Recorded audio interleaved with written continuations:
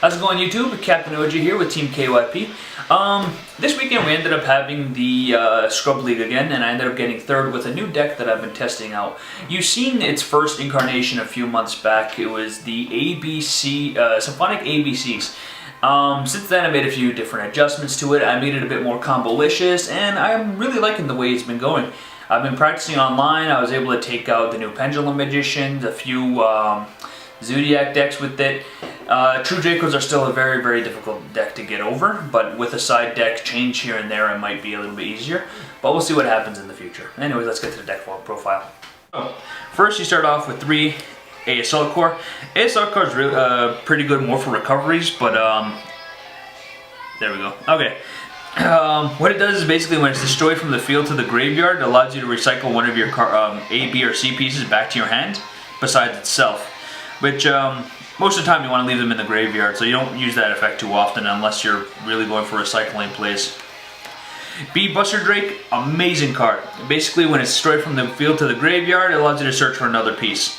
And under most circumstances, because of the way the deck is built, you're able to just spam out Bujin Tsukiyomi and ABC Buster Dragon first turn, with especially with Tsukiyomi's effect. The last piece, Sea Crush Wyvern. Sea Crush Wyvern, when it's destroyed from the field to the graveyard, you can special summon another piece from your hand. You don't use that effect too often either, but it's still pretty good if you want to keep a field presence. The next engine, or the first engine that I put into this deck, is the Symphonic Warrior engine. Basically what Symphonic Warrior Guitar does is you could discard a card from your hand and special summon another one from your deck. And the only one card that I run that you want to special summon is Symphonic Warrior Mics. Mics, when it's special summoned to the field, or normal or special summon to the field, you can actually normal summon again. So it's almost like the brilliant Seraphinite engine. But this one, it has a little bit more synergy with the deck, especially if you want to bring out like Cyber Dragon Infinity. And it's I can show a 2-card combo at the end. It's fairly simple to get it out. Next, I run a few of the gadgets. It's Gold and Silver gadget.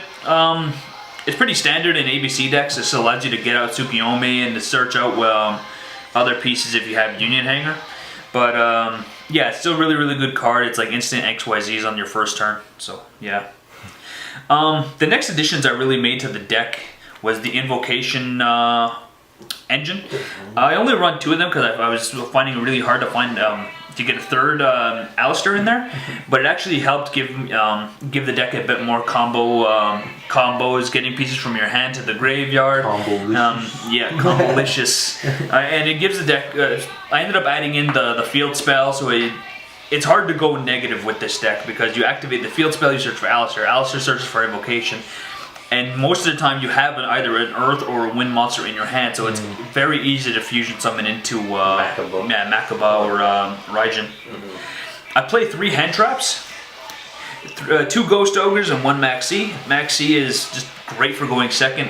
Ghost Ogre is great almost any time. Not only is it a light attribute, so you can make Makaba with it at the very least, but it's great for getting rid of like field spells and continuous spells and traps. At the Scrub League tournament we ended up just having, there was a 3-4 duelist that ended up using continuous spells and traps, and they were like main parts in their deck, so that came in handy. Now for the spells, I only run 1 Invocation, mainly because you can recycle it a few times. So normally you have Makaba on the field, you recycle the Alistair, bring it back to your hand, this goes back to your deck. So I found one of them was enough because I was able to use it like once per turn for the most part, and on occasion twice per turn. But you only get to use the recycling effect once, but still, it was very, very, very, very helpful. I ended up playing 2 Shared Rides. It's like a pseudo Maxi, where it allows every time your opponent adds a card from your hand or graveyard to their adds a card to their hand from their deck or graveyard, you get to draw a card. Which, it was fairly helpful in this tournament, but I kind of wish I still ran Pot of Desires every now and again. But Shared Ride was still pretty helpful because it helped me, I guess, play a bit of mind games with my opponents, seeing like, how many times do I have to search, how many times are they going to allow me to draw, and like I said, it's like a pseudo Maxi. For general back row destruction, Twin Twisters, I was planning on running a third, but I thought it was going to be a bit clunky, and basically brick a little bit. I run 2 field spells, so terraforming was a must. Mainly it was helping me look for either my Magical Meltdown to look for Alistair and, you know, technically Invocation. But for the main archetype, the Union Hanger. Union Hanger was an absolute amazing addition to any Union deck. You know, I even made an old school XYZ deck that I can show if anybody shows interest in it. The next 3 cards were 3 instant fusion. And then our Scrub League tournament, Norden was still legal, so it came in handy. But also... He's still legal? Yeah, he's still legal until the end of the week. So, until the 12th. Oh, the 12th? Yeah. Oh, alright. So anyway, so I ended up actually having about 3 instant fusion targets, so it all depended what the situation called for at a certain time. But for the most part, it came in handy. I had a really spell and monster heavy deck, and I wasn't quite sure what spells and what traps I wanted to run. So I came down to these 2, Solemn Scolding. I realized after playtesting that I wasn't setting back row very often, and when I was, it was always like Shared Ride, and I was using it right away so that I was getting more draw power. So Solemn Scolding basically says if it's the only set card in your back row, you can pay 3,000 life points and stop anything. A normal, special, monster effect, spell or trap. So it did come in handy a few times. It actually helped me do a 300 life point comeback. And I don't know, I thought it was impressive, but for the most part it helped me out, but I kind of wish I put a 3rd in here, or a few different traps here and there. But for the most part it came in handy. So we'll get to the extra deck now. Let's get that to the side. The main boss monster, ABC Buster Dragon. You discard 1 card from your hand, target and banish anything on the field, which is absolutely amazing. And then if you really want to go for a card advantage, you could banish it, or not banish it, tribute it during your opponent's turn, and bring back 3 different Union monsters that you used to make it. So you would essentially be getting back A, B, and C back to your field. And if you have Union Hanger, you could equip another one with probably B Buster Drake, which is your main target. XYZ on your next turn, get another surge, and it's hard to go negative with ABC Buster Dragon. Now for the Invoked engine, 1 Raijin and 2 Mechaba. Mecha's a walking ultimate providence on legs. You discard, if your opponent activates a monster spell or trap card, you can activate his effect and discard the corresponding card. So if they activate a monster effect, you can discard a monster. If they activate a spell, you can discard a spell. And anyways, negate and banish it. So that really came in handy a few times in the tournament. And Invoked Raijin came in just more or less for disrupting your opponent's plays every now and again. He's a walking Book of Moon. So once per turn, flip a card face down, and it was really helpful. He's also an instant fusion target. Yeah, he's also an instant fusion target. But I rarely went into him with instant fusion. Yeah, no, I mean, I give everyone to go into 5s though. Yeah. You can use him. My main instant fusion targets though were Panzer Dragon and Elder Entity Norden. Norden, like I said, was still legal for our tournament, so I can still use them, so why the hell not?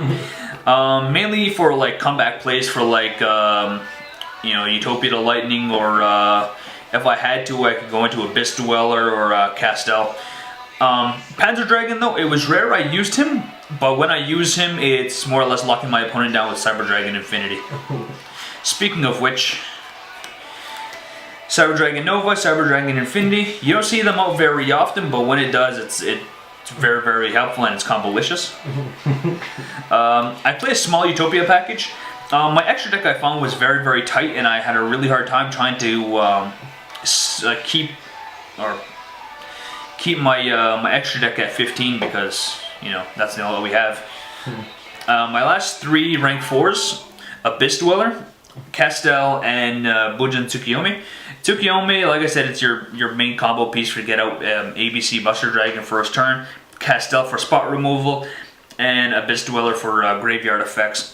We actually did have, I think, two decks at our Scrub League tournament that used graveyard effects, so Abyss Dweller actually came in handy a few times.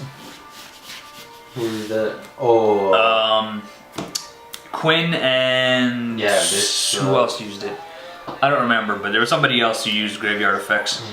My side deck's a little weird, mainly because of the people that I kind of figured were going to be at our Scrub League tournament, I played Ojama Trio. We had a Sci-Frame player. So, you special summon monsters. Here's my tokens, just to let you. Anyways, you summon these guys to your opponent's side of the field, and especially with the Sci-Frame player, they need a clear board and they can't activate their hand traps. So, that would have screwed him over. Oh, wait, hold on. Okay. Next, I play Raigeki, Dark Holes, board clearance, especially if you're going second and you don't want your opponent disrupting your plays.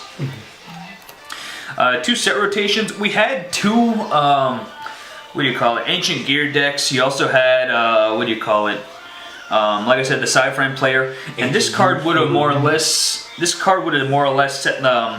shut them off. Unfortunately, we weren't allowed to use side decks in this Scrub League tournament because, you know, the orchestrator's a dick. Yeah. Next, I played 2 Anti-Spell Fragrance. And like I said, I kind of figured that we were going to have... Well, this is more or less for, like, I guess to some degree it was for the Ancient Gears. Yeah. But, yeah. Then I also used System Down for... Wow. Yeah, that would have totally killed me. Yeah, like I said, I kind of expected Ancient Gears at this tournament because... I actually wasn't going to play them. I was last minute that I decided to do it. And then I didn't know Deho was playing them as well. Yeah. For a Battle Trap, Hand Trap, Honest, because it's honest, it's really, really good. And just in case we did see any like XYZ or Fusion, XYZ or Synchro Heavy decks, I cited 2 Grizzle Prisons. Grizzle Prison is like the original dimensional barrier. What it does is if you control a tribute summoned monster, or tribute summoned monster, a fusion, or a ritual summoned monster, you can activate this, and for 2 turns your opponent or you cannot activate Synchro and XYZ. Yeah, you can't activate Synchro or XYZ effects or summon them at all. So if you're playing a tribute, ritual, or fusion heavy deck, I strongly suggest this because it's a lot cheaper alternative in all honesty. So that's it for now, guys. Thanks for watching. Like, comment, subscribe, all that good stuff. And have a good day. Peace out.